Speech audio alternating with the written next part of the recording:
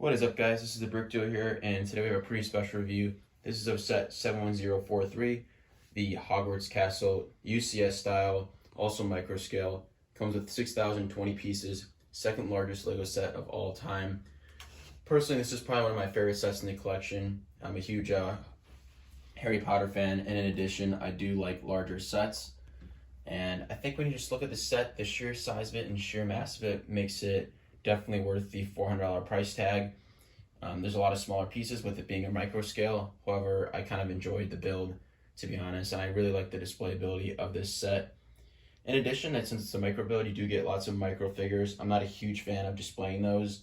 I just think it looks a little bit awkward, I would say, the figures in general. But other than that, you do, however, get 4 minifigures with this set. We'll go over a little bit more in detail later, which is a nice inclusion where you're going to be spending $400.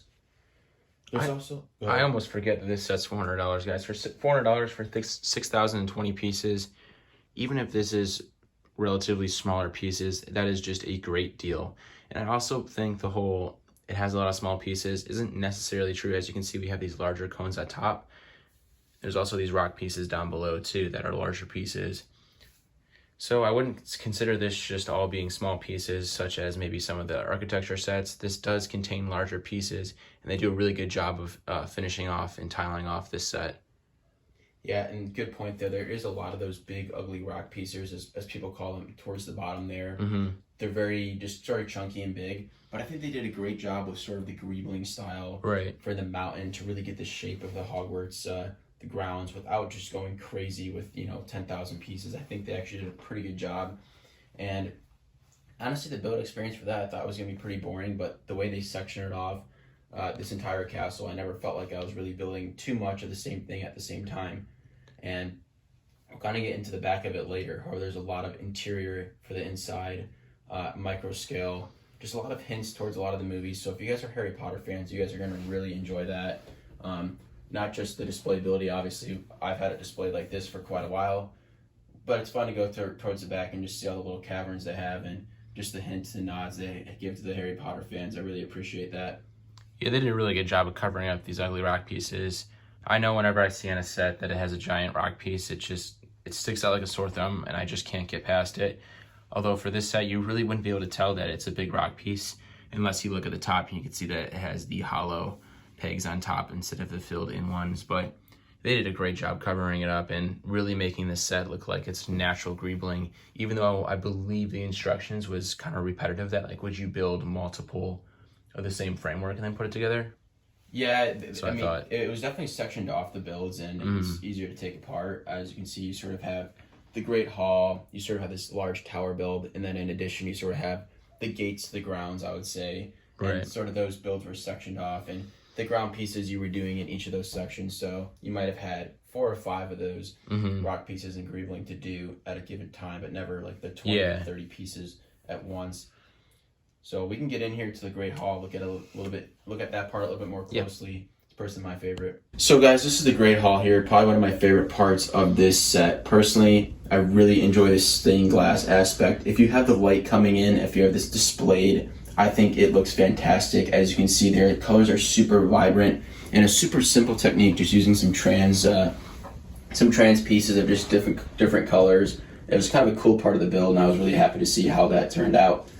In addition, I feel like this is just a pretty accurate micro scale version of the Great Hall for what you see in the movies, and I just think it's probably one of the best looking parts of this set, and I think they did a fantastic job of recreating this obviously very prominent and special place in the movies as well. Next up, we have the tower here. Obviously, one of the highlights, I would say, of this set. Definitely gives it a lot more size to it. Like K-Brooks was saying just a little bit ago, I really like these larger pieces on the top here. Really gives a lot more density, I would say, to the build, a lot more volume. And obviously, the cylinder shape here, I think they did a good job of not just making it boring. They added a little bit of detail there, a little bit of greebling on the side. I love the texture right here. They added a little cheese slope right there, and these panels right here. It just adds more depth to the actual shape of it. Right. If you look at something this compared to maybe the Saturn V, obviously the Saturn V is supposed to be smooth, but this one just seems like it has some texture to it when you're looking at it, and it should be that since it's a castle. Of course, yeah. And one thing you guys might notice here, and you probably saw in the last part too, there's quite a few stickers for this set, and we'll get into that in a little bit, especially in the interior. that's one of probably my only complaints for this set. But yeah, the big tower definitely, I would say, catches people's eye. And here we have the last section. It's sort of the entrance area, I would say, into Hogwarts. Obviously, that big bridge, I really like that. And the micro scale, I think it does add, it sort of connects the parts together. When you're building, it definitely feels a lot more segregated. However, when you sort of just push them together, it works. So I think I'm glad they did that. And obviously, we have a little bit more of the stained glass aspect on the right side there for the entrance hall. And again, I like those big doors. If you guys can remember, like Hagrid walking through them with Harry and things like that. It just brings some good nods to the movie and just reminds me a lot about Harry Potter. And then I think this is just it just sort of adds more to the castle. We see a lot of the Great Hall. We've had the Great Hall set. We've had the clock tower set now. So I just like this part of the castle personally. I think it just sort of adds a little bit more personality, a little more difference compared to the playstyle sets. And then in addition, I would say its other best aspect is that it connects every single part together. Yeah, I'm a huge fan of these walkways right here. For some reason, that's kind of what sticks out to me when I watch the movies in Hogwarts. And I think that the fact that they added these, and for it being micro scale, it works out super well. Just having these two L pieces pretty much combined together, it just makes it look super connected. And then I almost forget about that one all the way in the back there. But once again, it kind of helps connect and bridge, the opening doors and then all the way to the Great Hall and then to the tower too. But I'm just a big fan of how that looks. And then the arches with it too look very nice. So here we have the interior of the set. Personally, I really like this a lot. I'm not a huge fan of micro scale in general, but I like the fact that they were able to capture a lot of the bigger moments in the Harry Potter world and from the movies and the books, obviously. And as a fan, and obviously as a collector, and just overall, if you're into Harry Potter, I think you're going to really appreciate this back side of the set. Obviously, the Great Hall looks fantastic. You have the Chamber of Secrets from Episode 2, the revolving staircases, Gryffindor Commons, Dumbledore's office, the chess scene from Year 1. Really awesome. You had all that from Sorcerer's Stone.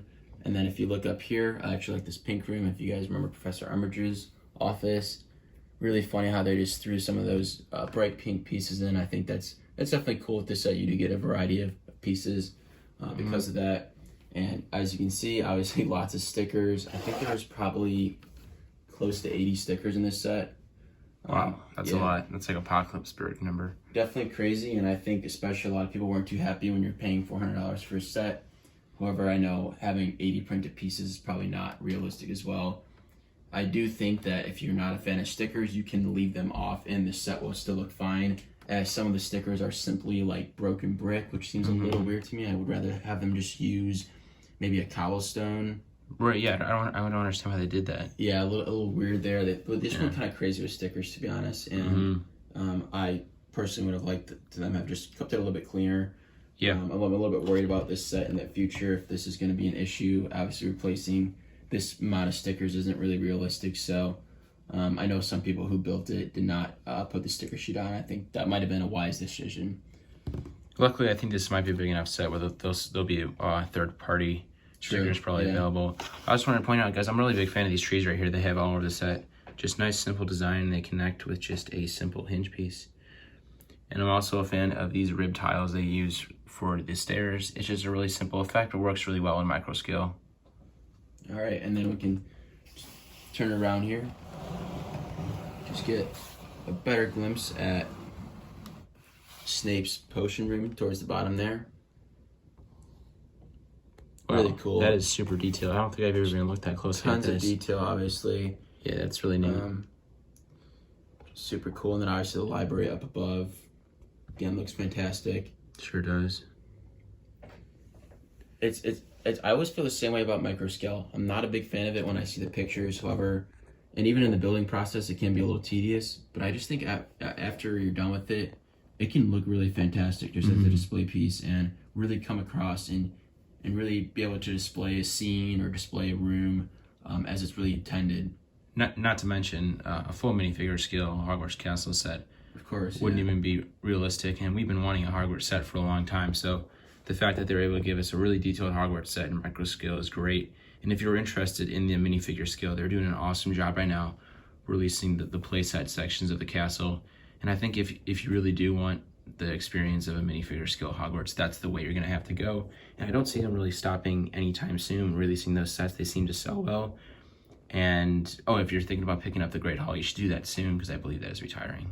Yeah, good point there with the Great Hall. I kind of on the edge of that one because it does look a little bit similar to the Great Hall piece for this set. Right. However, I do like how they're adding consistently to that minifigure scale, sort of Hogwarts ground style. So, I mean, I think that set could go for a lot if they end up continuing to really build on that in the minifigure scale world. So, yeah, something I might want to pick up in the future. Good point. Now we're going to go ahead and take a look at the 4 exclusive minifigures in this set, as well as some of the micro scale builds. Alrighty, this set does come with a couple of micro scale builds that go away from the Hogwarts castle that you're probably familiar with.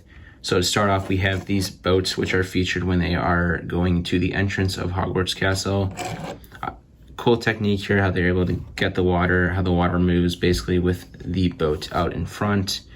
And that includes 5 of these with the light in the front. Now we go ahead and move over here. We have the Whomping Willow. Pretty neat micro build, and even comes with the car. And we also have Hagrid's Hut. Another neat micro build. I think the Hagrid's Hut, they actually did an awesome job. And I think the part that really sells it is these pumpkin plants out in front. Yeah, if you guys remember that from Prisoner of Azkaban. And then also Whomping Willow, obviously Chamber of Secrets, and then Sorcerer's Stone. Obviously, we had the boats coming in upon Harry's arrival. So again, just those nods to the movies. I think fans are going to really appreciate that. And here we have the 4 founders of each of the houses at Hogwarts. So first up here, we have Godric Gryffindor. Second up, we have Hegla Hufflepuff. Third, we have Salazar Slytherin. And then fourth, we have Rowena Ravenclaw. So obviously these are minifigures you're not going to be seeing in movies. Not going to be. You're going to read about it in the books just a little bit, but these aren't really prominent characters. However, I like the idea of getting some exclusive figures in a $400 set that we would not see in a minifigure scale set. Obviously, this is sort of just a throw-in. If you're buying this big set, you're going to be able to get some just unique figures, I think, to the Harry Potter world, and I'm glad they included something. I know a lot of people were like, I can't believe they didn't include Harry, Hermione, or Ron, and it's just like, how many figures have they had? I mean, I don't really have that many of the new Harry Potter sets, and I think I have like 3 Harrys, like 3 Rons, and 3 Hermiones. Yeah. Like, that wouldn't be that cool to me, to be honest. So the fact that we get these figures, I know they're not going to come out in a minifigure set because they're just sort of a little bit random, to be honest. Yeah, and I also love how they really paid attention to detail with the Gryffindor sword, and they also all have different color wands too. So really props to Lego to pay attention on those details, and also the printing looks great on all of them. Yeah, I was gonna say they definitely just went all out with these minifigures. So we really cannot complain about the 4 minifigures that you get. Just as a collector piece, I think this adds a lot of value to this set potentially in the future as well. So guys, just to conclude here, I think this is a fantastic set. If you guys are Harry Potter fans, I'd highly recommend picking this up before it retires. I hope we get to see some larger Harry Potter sets in this new wave. Rumor has it we might be getting a Diagon Alley, and I would really appreciate that because I love this set as a Harry Potter fan and as a Lego collector. Only 2 complaints for this set for me would be obviously the sticker sheets are a little bit much, and then in addition, I would say just with a micro scale building, you're going to have this. If you're a little bit particular, if you want all the pieces to be straight, obviously with a lot of 1x1 bricks and studs, you're going to have to really work on making sure they're straight, and just to get them to look how you want them to look, I think might take a little extra time in the building process. But overall, I think it's a fantastic build, fantastic display set, and just great Lego set in general. Obviously the second largest Lego set of all time. Definitely adds to the prestige of this set. Easily a top 5 Lego set, I'd say, of all time. And yeah, hopefully the Diagon Alley set coming out this fall is even cooler than this. It'll be interesting to see if it's micro scale or minifigure scale. But yeah, this is easily one of my favorite Star Wars or Lego sets of all time. Not Star Wars sets, just Lego sets in general of all time. And super happy to have this one in the collection. So with that being said, guys, this is Brick Duo signing out.